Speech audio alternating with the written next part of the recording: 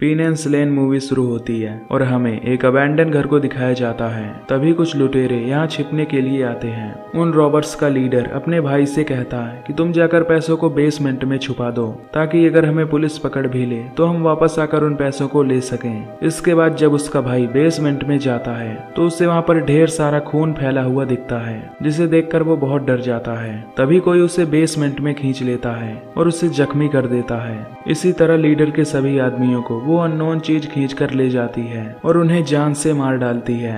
Leader ये देखकर बहुत डर जाता है और वहाँ से भागने लगता है, पर तभी वो क्रिएचर उसके पैर पर अटैक कर देता है, जिससे उसका पैर जख्मी हो जाता है। लेकिन लीडर नहीं रुकता और किसी तरह वहाँ से भाग जाता है और तभी हम वहाँ पर पीनेंस लेन लिखा हुआ देखते हैं। इसके बाद कहानी 5 साल बाद शिफ्ट होती है, जहाँ पर पीनेंस लेन में मैथ्यू नाम का एक आदमी आता है और वहाँ आने का उसका कोई मकसद था। इसके बाद हम सैरी नाम की एक लड़की को देखते हैं जो कि अपने बॉयफ्रेंड के साथ कार में होती है।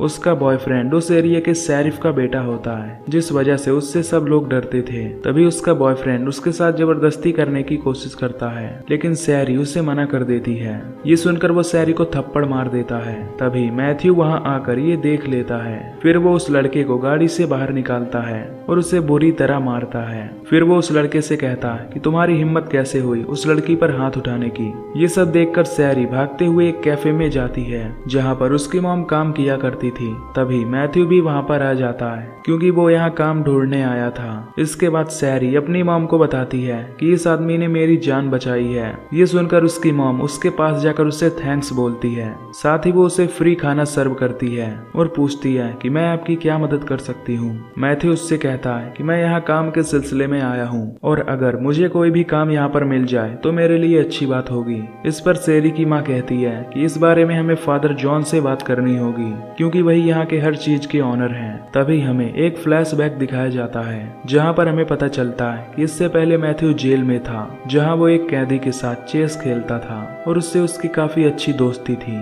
इसके बाद मैथ्यू जब कैफे से बाहर निकलता है तो तभी वो शरीफ उसे रोकता है। वो उससे कहता है कि तुम्हारी हिम्मत कैसे हुई मेरे बेटे पर हाथ उठाने की।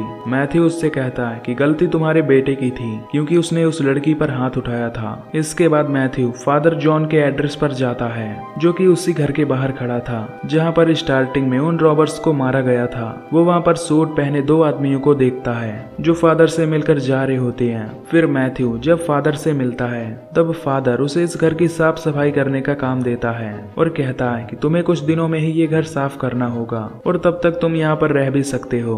मैथ्यू इस काम के लिए मान जाता है और उससे सामान लेने जाता है। इधर हम 2 स्कूल स्टूडेंट्स को देखते हैं जो कि इस घर में मस्ती करने के लिए आते हैं। फिर वो सामने का दरवाजा खोलने की कोशिश करते हैं लेकिन वो लॉक होता है। ये देखकर एक स्टूडेंट पीछे के डोर से उसे खोलने जाता है। तभी दूसरे स्टूडेंट को कुछ आवाज सुनाई देती है जिससे उसे लगता है कि उसका दोस्त अंदर चला गया है। फिर जब वो गेट के पास जाता है तो तभी कोई उसे अंदर खींच लेता है और उसे मार डालता है। उसका दोस्त जब उसके चिल्लाने की आवाज सुनता है तो वो देखने के लिए अंदर जाता है और तभी उसे भी कोई खींच कर मार देता है। इधर मैथ्यू उसी कैफे में जाता है जहाँ पर उसे सैरी की माँ मिलती है। वो उससे पूछती है कि क्या तुम्हें कहीं पर काम मिला। इस पर वो बताता है कि फादर ने मुझे वो घर साफ करने का काम दिया है। वहाँ पर एक पागल आदमी होता है जो मैथ्यू को घूर रहा था। ये देखकर मैथ्यू सैरी की माँ से उसके बारे में पूछता है। इस पर वो उसे बताती है कि ये आदमी एक टाइम पर बहुत अमीर हुआ करता था और इस एरिया में सबसे ज्यादा जमीन उसी के पास थी। उसकी एक वाइफ एनी भी थी जो कि यहाँ पर सबसे खूबसूरत थी, लेकिन जब से फादर जॉन यहाँ पर आए तब से उसे पता नहीं क्या हो गया, वो पागल हो गया और अपनी वाइफ से भी अलग हो गया और तभी से वो पागलों की तरह सड़कों पर घूम रहा है। इसके बाद रात में जब मैथ्यू उस घर की तलाशी लेता है तो तभी उसे जमीन पर खून मिलता है। फिर जब वो बेसमेंट का दरवाजा खोलता है तो देखता है कि वहाँ पर एक लोहे की दीवार है। तभी वहाँ पर उसे एक आर्टिकल मिलता है जिसमें रे नाम के एक आदमी के फैमिली के बारे में लिखा होता है। उसमें लिखा था कि रे गरीब हो गया और उसकी वाइफ और बेटी दोनों गायब हो गए। इसके बाद मैथ्यू जब अपने कमरे में सोने जाता है तो तभी एक अनजान लड़की उसके कमरे में आती है। उसने अपने चेहरे पर मास्क लगाया था। उस लड़की के हाथ में चाकू होता है। वो उसे घूर कर वहाँ से चली जाती है तभी मैथ्यू की आंख खुल जाती है और उसे किसी की आहट सुनाई देती है। तभी कोई उसका दरवाजा खोलने की कोशिश करता है। ये देखकर मैथ्यू डर जाता है, जिस वजह से वो अपने दरवाजे को ब्लॉक कर देता है। अगली सुबह मैथ्यू से मिलने सेरी और उसकी माँ आते हैं। यहाँ वो उसके लिए ब्रेकफास्ट लेकर आई होती है। इसके बाद मैथ्यू उनका ब्रेकफास्ट लेता है और उन्हें वहाँ से चले जाने के लिए कहता है, क्योंकि उसे यहाँ पर कुछ खतरा लग रहा है। इसके बाद वो गन शॉप में गन खरीदने के लिए जाता है, पर वहाँ का ऑनर उसे गन देने से मना कर देता है, क्योंकि वो वहाँ पर नहीं रहता था। ये सुनकर मैथ्यू अपने दोस्त को बुलाता है और उससे गन लेता है। उसका दोस्त उससे कहता है कि तुम गन का ढंग से इस्तेमाल करना।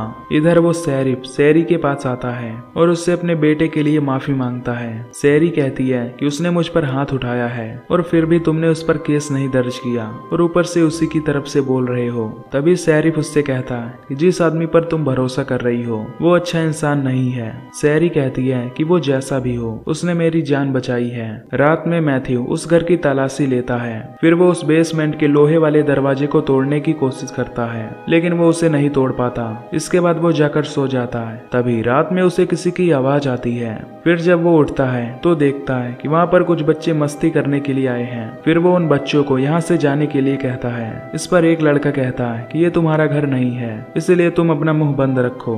ये सुनकर मैथ्यू उसे पकड़ लेता है, जिसे देखकर सभी बच्चे डर जाते हैं और उससे कहते हैं कि हम सभी यहाँ से जा रहे हैं। पर तभी वहाँ पर कुछ लोग आ जाते हैं जो कि काफी अजीब थे। वो एक एक करके उन सभी को मारने लगते हैं और उनमें वो लड़की भी शामिल थी जिसके चेहरे पर मास्क था। ये देखकर मैथ्यू उन सभी से लड़ता है और उन्हें खूब मारता है, जिससे वो जख्मी हो जाते हैं और वहाँ से भाग जाते हैं। तभी हमें फ्लैशबैक में दिखाया जाता है कि जेल में मैथ्यू का दोस्त कोई और नहीं बल्कि उन रॉबर्ट्स का लीडर था, जिसने उसे उस घर का पता बताया था और कहा था कि उसके भाई ने उस घर के बेसमेंट में पैसे छुपा रखे हैं, इसीलिए अगर यहाँ से बाहर निकलकर वो उन पैसों को ले लेगा तो उसमें से वो उसे आधा देगा। और इसी काम से मैथ्यू वहाँ से गया था।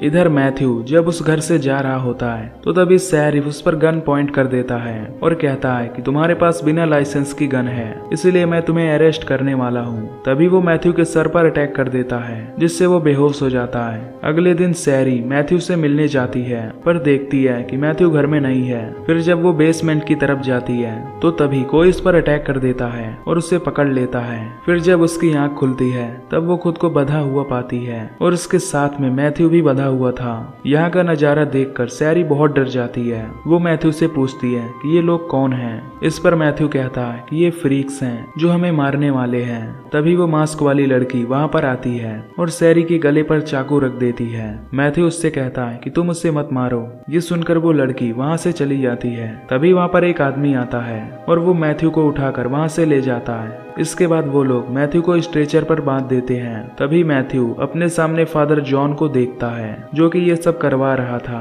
फिर मैथ्यू उससे पूछता है कि तुम ये सब क्यों कर रहे हो। इस पर फादर उससे बताता है जब से वो यहाँ पर आया है तब से उसने एक बिजनेस स्टार्ट किया है जिसमें वो लोगों को पकड़ता है और उनके ऑर्गन्स निकालता है। फिर वो उनके ऑर्गन्स को अपने क्लाइंट्स को सेल करता है, जिससे वो बहुत पैसे कमाता है। इधर सेरी को वो आदमी रूम में लेकर जाता है जहाँ पर वो उसे बांधने वाला था। तभी सेरी उसके मास्क पर हाथ लगाती है, जिससे उसका मास्क उतर जाता है। तभी सेरी देखती है कि वो और कोई नहीं बल्कि शरीफ है, यानी कि वो भी फादर जॉन से मिला हुआ है। इधर मैथ्यू फादर जॉन से पूछता है कि तुम सेरी के साथ क्या करने वाले हो। इस पर जॉन उसे बताता है कि वो सेरी से बच्चे पैदा करवाएगा, क्योंकि उसके क्लाइंट्स बच्चों का मांस खाते हैं ताकि वो जवान रहें। इधर सेरी को उन्होंने बांध दिया होता है। तभी वो आदमी अपने साथ एक फ्रीक को लेकर आता है ताकि वो सेरी के साथ करे।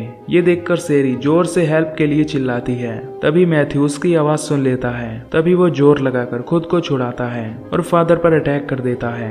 इसके बाद वो सेरी के पास जाता है और उस फ्रीक और आदमी को मारता है। तभी उसे फ्रीक के हाथ पर एक टैटू दिखता है जो कि वही टैटू था जो कि उसके दोस्त के हाथ पर था। ये देखकर वो समझ जाता है ये उसके दोस्त का भाई है जिसे इन लोगों ने एक फ्रीक बना दिया है। फिर वो उसे समझाने की कोशिश करता है कि वो उसके भाई को जानता है, लेकिन उसे कुछ भी याद नहीं था। ये देखकर वो उसका गला मोड़कर उसे मार डालता है। फिर वो सैरी को छुड़ाता है और अपने साथ लेकर जाता है। तभी वो मास्क वाली लड़की उन्हें रोकने की कोशिश करती है। मैथ्यू उसे रास्ते से हटने के लिए कहता है। ये सुनकर वो लेडी उन्हें इशारों में रास्ता बताती है।